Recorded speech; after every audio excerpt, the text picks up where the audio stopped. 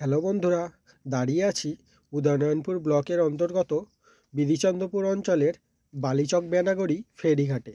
গত পরশুদিন থেকে ডিবিসির অন্তর্গত দুর্গাপুর এবং পাঞ্চেত ব্যারেজ থেকে যথাক্রমে 24,000 এবং 27,000 কিউসেক হারে জল ছাড়ার ফলে এবং গতকাল রাত্রে সেই জল ছাড়ার পরিমাণ বাড়িয়ে প্রায় 50,000 কিউসেক হারে জল ছাড়ার ফলে দামোদর নদীর জলস্তর কিন্তু বেশ খানিকটা বৃদ্ধি পায়।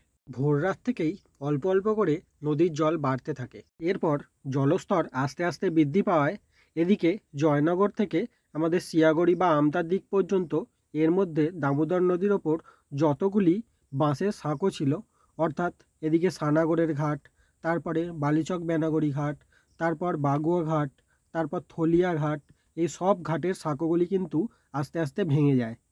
দেখতেই পাচ্ছেন এখন ঘাটের অবস্থা কিছুটা এরকম।